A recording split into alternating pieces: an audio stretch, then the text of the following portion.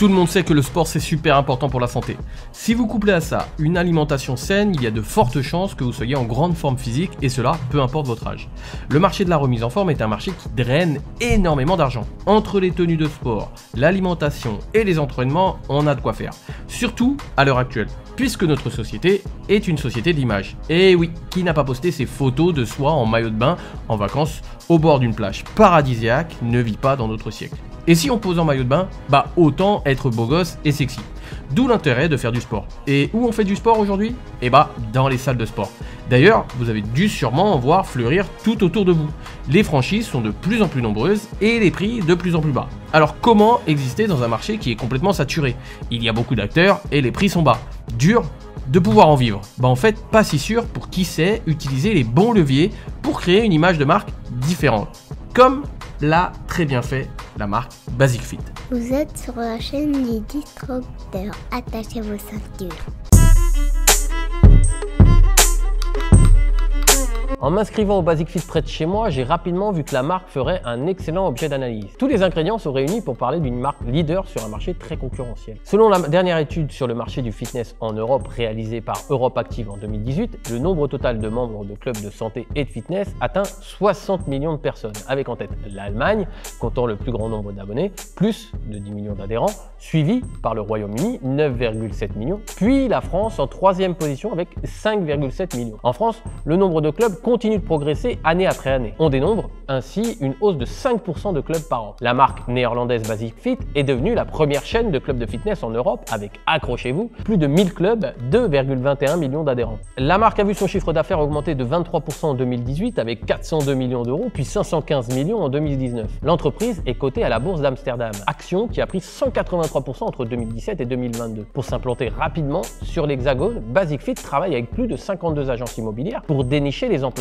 les plus adaptés. Règle numéro 1 d'un commerce physique, l'emplacement. Règle numéro 2, l'emplacement. Et règle numéro 3, c'est l'emplacement aussi. La marque est un rouleau compresseur. Le marché du fitness, ou aussi appelé de remise en forme, connaît une croissance fulgurante en France avec un nombre d'adhérents qui augmente chaque année de 5%. 5,5 millions de Français fréquentent des salles de sport. Mais un grain de sable va venir enrayer cette superbe machine, le Covid-19. Le chiffre d'affaires pour 2020 a chuté à 377 millions d'euros contre 515 millions d'euros enregistrés en 2019, ce qui a conduit le groupe à déclarer une perte nette de 125,2 millions d'euros, une chute spectaculaire par rapport aux bénéfices de 11 millions d'euros générés en 2019. La pandémie a eu de très mauvaises répercussions sur le business de la remise en forme puisqu'il n'était plus possible de se rendre en salle. Puis, les admissions étaient restreintes avec le pass sanitaire. Un verre à moitié vide existe aussi un verre à moitié plein. Cette crise a accru l'attention de la population pour mener une vie meilleure, plus active, plus saine. Et pour cela, il existe le fitness ou la remise en forme, c'est comme vous voulez. Dès la réouverture des clubs, après le confinement, en juin et juillet, le nombre d'adhérents était beaucoup plus élevé qu'avant la crise à la même période. La meilleure des recettes ne peut être réussie sans une sélection drastique d'ingrédients. Ils donnent du goût et surtout ils permettent de se différencier. Si vous regardez cette analyse, c'est que vous êtes forcément intéressé par vous différencier, ou comment devenir remarquable sur son marché. Remarquable par le fait d'être visible et remarquable en produisant des produits de qualité. Pour aller plus loin sur ce sujet, je vous invite à regarder ce cours en ligne offert et personnalisé. Alors quand je dis personnalisé, c'est que vous devrez répondre à des questions durant cet atelier en ligne, et en fonction de vos réponses, la suite du cours sera adaptée. Durant cet atelier, nous allons voir 4 points indispensables pour devenir un leader innovant pour que vos produits et votre entreprise deviennent irrésistibles sur votre marché. En première partie, on verra les 4 phases qui ont révolutionné la manière de faire du business. Et la 4e est encore peu connue, c'est une réelle opportunité. Dans la seconde partie, nous verrons le brouillard de compréhension ou comment éviter d'être confondu avec une concurrence à laquelle vous ne souhaitez pas ressembler. En troisième partie, nous verrons pourquoi le système entrepreneurial ne veut surtout pas que vous sortiez des cases que l'on vous a attribuées et comment justement en sortir pour innover. Et enfin, dans la dernière partie, on verra comment disrupter votre marché. Ce cours est à haute valeur ajoutée et est réservé à tous les entrepreneurs ou porteurs de projets qui veulent créer leur mouvement en ayant une image de marque différente. Pour regarder ce cours en ligne, offert et personnalisé, vous avez juste à cliquer sur le premier lien en dessous de cette vidéo en description, vous entrez votre email, vous répondez à un court sondage, donc c'est à vous de jouer si vous souhaitez vous différencier et être reconnaissable auprès des clients qui n'attendent qu'une chose, c'est de vous payer à la hauteur de votre valeur. Quand vous avez un savoir-faire, le savoir-être doit être à la hauteur.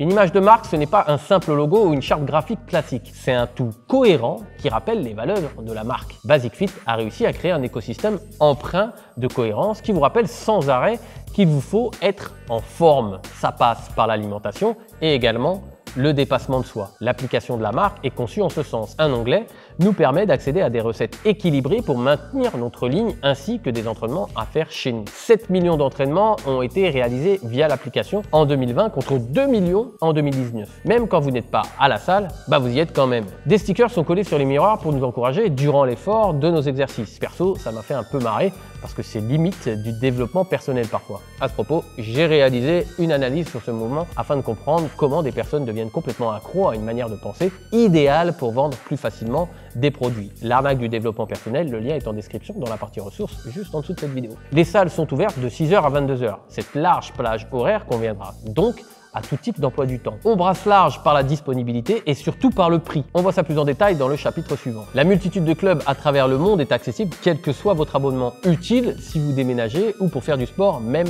pendant vos vacances. Ça entretient d'ailleurs le lien avec la marque. Les nombreux écrans présents dans la salle diffusent des messages publicitaires pour le partenaire de l'enseigne et surtout pour elle-même. On rappelle les valeurs de la marque. Allez sur l'appli, venez souvent, mangez convenablement. Le 4 avril 2020, avec 800 000 participants, Basic-Fit renouvelle son expérience du Home Gym Day en proposant une journée d'entraînement à domicile en Europe diffusée sur YouTube. Oui, la marque ne vous laisse pas tomber et ça, même pendant les périodes de crise. Elle pense à vous.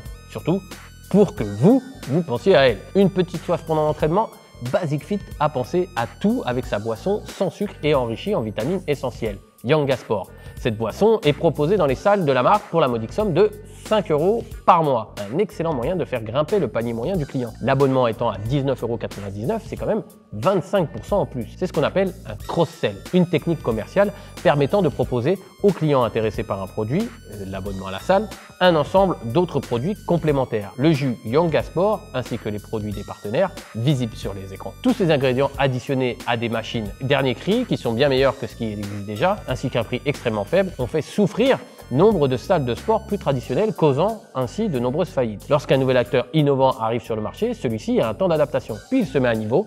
Cette mise à niveau cause des faillites des entreprises qui n'ont su s'adapter. C'est ce que l'économiste Schumpeter appelle la destruction créatrice. Il ne peut y avoir d'innovation sans casser le marché. Si celui-ci stagne avec un statu quo, il n'y a pas de nouvelles valeurs produites. Comme dirait Bruno Lopez et Didier Morvide, c'est toujours le même schéma.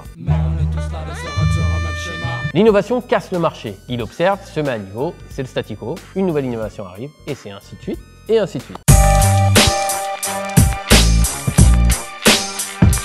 Basic-Fit est une marque qui pratique une stratégie low cost, une stratégie commerciale consistant à proposer un bien ou un service à un prix inférieur à ceux que pratiquent habituellement les entreprises concurrentes. Revenir au basique en retirant tout le superflu afin de proposer un prix des plus attractifs. À noter qu'une marque low cost n'est pas forcément la moins chère du marché puisque ses combinaisons sont modulables. Par exemple, la marque de transport aérien Ryanair propose des billets d'avion très attractifs, mais en y ajoutant des options supplémentaires, ce qui est souvent le cas vu qu'on a quasiment rien avec un billet, le tarif monte vite et se retrouve plus dans des prix standards, voire plus élevés. Du low cost qui finit plus cher? Oui, le prix étant surtout fait pour attirer le chaland avant d'avoir la possibilité de lui vendre ses produits additionnels. Souvenez-vous du cross-sell. C'est ce qu'on appelle le menu pricing, qui consiste à proposer pour une entreprise différentes combinaisons de prix en fonction des caractéristiques de l'offre. Mais allons plus loin sur le low cost de la marque pour comprendre comment elle est disrupter le marché dont elle est devenue leader. Mais ça, c'est pour le chapitre d'après. Le low cost est un retour à la fonctionnalité première des produits, fonctionnalité dont les producteurs se sont progressivement éloignés au cours du temps, en multipliant les options et accessoires. Faites un petit exercice. Allez dans un restaurant et regardez sa carte. Plus il y a de propositions sur la carte, plus il y a de chances que ce restaurant ait des prix attractifs et une image de marque négligée. Moins il y aura de produits sur celle-ci et plus les prix auront tendance à être élevés. Et plus le restaurant aura une image de marque contrôlée. Comme disait Philippe Etchebest, simplifie ta carte ou je te mets un bourre-pif. Ça vous étonne? Ça vous parle ou ça vous parle pas ça? Trop d'options dans un produit complexifie sa compréhension auprès des clients potentiels. Schématisons la stratégie low cost afin que ce soit plus clair. 1. Il faut redéfinir les besoins des consommateurs. 2. Il faut simplifier les produits, les options et les attributs de celui-ci. 3. Cela entraîne une baisse des coûts de production et donc en 4, une baisse des prix et alors en 5, une hausse des volumes. C'est une stratégie de différenciation par le bas en cherchant une domination du marché par les coûts. De revient pour la marque et d'achat pour le client et les volumes, produire plus, moins cher pour avoir plus de clients. Xavier Niel l'a parfaitement compris en lançant son offre de forfait à prix cassé avec Free Mobile. L'opérateur a contribué à la généralisation des forfaits mobiles sans engagement. Son smartphone vendu de façon subventionnée et la voix illimitée. D'ailleurs, il y a quelques jours, pour fêter les 10 ans de son lancement, Xavier Niel a produit une excellente publicité qui est pour le coup très créative, innovante et complètement disruptive. Je vous mets le lien dans la partie ressources en description de cette vidéo. Même si le low cost se concentre sur la satisfaction des besoins primaires du consommateur grâce à un produit ou un service plus simplifié que la concurrence, comment peut-on penser qu'une stratégie uniquement axée sur le prix du produit peut être pérenne? C'est là qu'entre en scène l'élément qui fait toute la différence, l'image de marque. Y a-t-il encore de la place sur ce marché pour les salles de fitness classiques? En voilà une question qu'elle est bonne. Selon l'étude réalisée par Anna Swanson en 2016, reporter pour le Washington Post, le modèle économique des salles de fitness repose sur le fait que les abonnés s'y rendent peu, payent pour ceux les utilisant fréquemment. À titre d'exemple, elle a montré qu'une des plus grosses chaînes de fitness en Amérique, Planet Fitness, avait dans sa base de données environ 6000 membres. Seulement la moitié des clients la fréquentaient régulièrement. En moyenne, un Français sur 4 arrête ses cours au bout de 4 mois. C'est une sorte de surbooking. Il est prouvé que les abonnés mensuels viennent de moins en moins au fur et à mesure du temps. Il est donc préférable de vendre un maximum d'abonnements pour la salle parce que la marque Basic Fit, c'est d'ailleurs pareil pour les autres marques low cost de fitness, sait parfaitement que la majorité de ses adhérents ne viendra pas ou très peu. Vendre un produit à des personnes pour lesquelles on sait pertinemment qu'elles ne l'utiliseront jamais, c'est pas un peu étrange, non? C'est surtout que cela fait appel à la psychologie profonde. Le soir du jour de l'an, nous sommes pleins de bonnes résolutions. Mais combien d'entre nous vont réellement aller au bout de ce que nous avions prévu? Nous serons peut-être à fond pendant un mois et après. On surestime ce que l'on peut faire en un mois par rapport à ce que l'on peut faire en un an. Et ça, la marque Basic Fit l'a parfaitement compris. Il faut vendre au consommateur parfait. Ce client qui veut s'affiner ou avoir plus de muscles, mais qui ne viendra surtout pas ou très peu. Jetez un œil sur les tarifs des salles près de chez vous en début d'année et vous verrez qu'elles proposent toujours des promotions spéciales nouvelle année. La tentation est forte. Prix cassé, plus bonne résolution, on ne peut qu'y céder. Les vrais gagnants dans cette histoire sont bien évidemment la marque, mais également les personnes faisant partie des membres réguliers. Elles font donc une bonne affaire sur le prix des abonnements grâce aux personnes ne profitant pas des installations, les subsidiant de manière indirecte. Les acteurs du marché du fitness en salle se battent sur un principal critère, le prix. Lorsque vous vous rendez dans votre supermarché préféré, des tonnes de produits sont présents devant vos yeux, tous rangés à peu de choses près dans des rayons où ils s'entassent tous. La seule manière de réellement se différencier est le prix. Tous les affichages sont d'ailleurs en ce sens. Seulement 9,99 €. Le produit n'en devient donc qu'un énième parmi les autres. Le prix définit donc l'offre. A l'inverse, les produits de luxe comme Louis Vuitton, Malethieu ne sont vendus que dans les magasins de la marque. Le produit est mis en valeur parce qu'il est seul. Il ne se mélange pas. Pour avoir le prix, il ne vous suffit pas de vous renseigner vous-même en regardant une simple étiquette. Non, non, c'est pas comme ça que ça se passe. Vous devez consulter une vendeuse pour qu'elle vous fasse part du prix. Ce n'est plus le prix qui définit l'offre, mais l'image de marque. Franck, mais comment on s'en sort dans tout ce bordel alors? Je vous remercie de me poser la question. Maintenant, je vais tenter d'y répondre. Lorsqu'un marché est saturé, inondé par des prix toujours plus attractifs, plus agressifs, il est indispensable de se pencher sur l'image de marque globale de notre société et dans le cas précis du fitness, sur le produit, sur l'image qu'il véhicule. On l'a vu juste avant, le low cost simplifie au maximum celui-ci en lui retirant le maximum d'attributs. Résultat, on se retrouve avec un produit ultra simplifié, autant dans la conception que vis-à-vis de la perception du client. Ajouter de la complexité permet de se différencier. Attention, quand je parle de complexité, ce n'est pas au niveau de ce que le client va percevoir, mais plutôt dans la création du produit. Ce que les gens remarquent, c'est ce que vous faites et que les autres ne font pas. S'ils ne le font pas, c'est que c'est risqué. Les salles classiques souhaitent que la majorité des clients ne viennent pas. Agissez à l'inverse. Faites tout pour qu'ils viennent. Appelez-les personnellement. Envoyez un SMS. C'est un coût très attractif, mais le rendu est personnalisé. En gros, souciez-vous d'eux. Dans la même logique, ne pratiquez pas de surbooking, mais dégagez une image de marque tellement forte que vous refusez des clients. On désire toujours quelque chose qui nous est hors de portée plutôt que quelque chose que nous trouvons en abondance. Des serviettes personnalisées floquées au prénom du client. Des cours personnalisés avec par exemple un circuit de training ultra encadré, réalisable en 30 minutes seulement pour les personnes n'ayant pas le temps, qui veulent être suivies et avoir des résultats rapidement. Bon, rapide, ça n'existe pas en vrai, mais on peut certainement aller plus vite que la moyenne. Bien évidemment, cela fera grimper le prix et donc vous aurez moins de clients, mais en avoir moins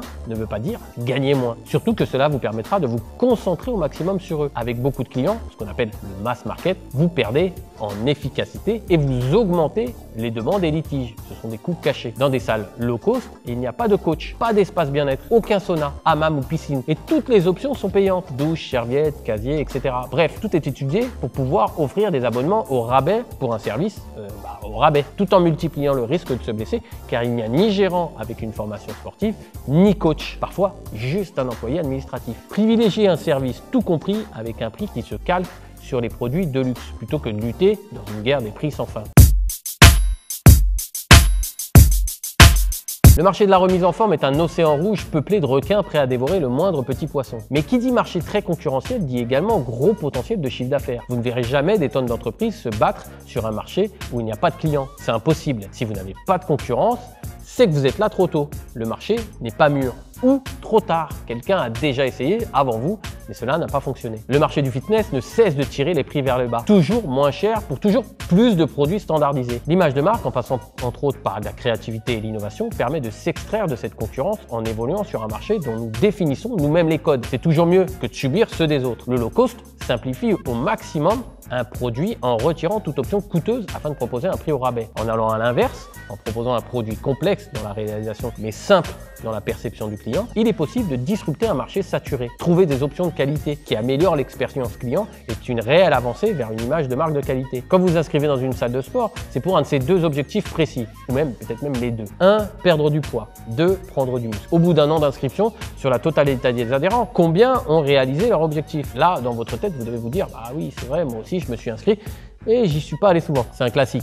Moi aussi d'ailleurs j'ai fait l'erreur et à plusieurs reprises même. Sur 100 inscrits dans cette salle, combien d'adhérents y ont été régulièrement? Disons 70, je suis gentil. Sur ces 70 personnes, combien y ont été sérieusement? Plusieurs fois par semaine, disons 50. Je suis très gentil comme type. Sur ces 50 personnes, combien y ont été sérieusement dans la durée? Plusieurs fois par semaine, plusieurs fois par mois. Disons 30, hashtag Franck le mec sympa. Sur ces 30 personnes, combien ont ajouté à leur entraînement une alimentation saine et équilibrée, indispensable pour avoir des résultats? Disons 10. Sur ces 10 personnes, après quelques petits résultats, et oui ça prend du temps, c'est comme travailler son image de marque, combien ont persévéré? Disons 3. Et sur ces 3 personnes, combien auront une transformation physique vraiment incroyable?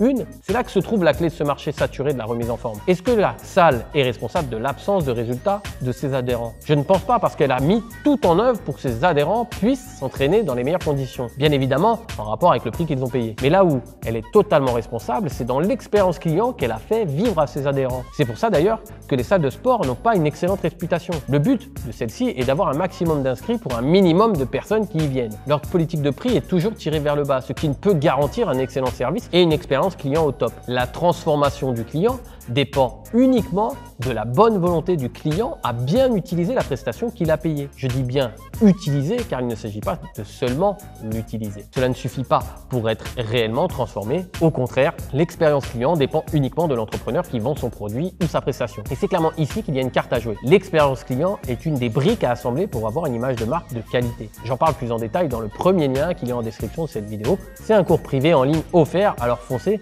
parce que ça vaut clairement le détour. Basic Fit a très bien compris les différents enjeux du marché du fitness à travers le monde. En simplifiant au maximum son offre, en fournissant un prix au rabais, la marque est en train d'écraser les salles traditionnelles qui ne peuvent rivaliser avec ce rouleau compresseur, à moins qu'elle décide de ne plus être l'énième copie d'une copie, sous peine de se transformer en photocopieur. Le sport vous intéresse? Le business vous intéresse? L'image de marque vous intéresse? Je vous invite tout de suite à regarder cette vidéo qui vient de s'afficher parce que vous retrouverez tout à l'intérieur du parcours super inspirant d'un sportif de haut niveau qui a su créer un véritable empire basé sur son image de marque dans le domaine du sport.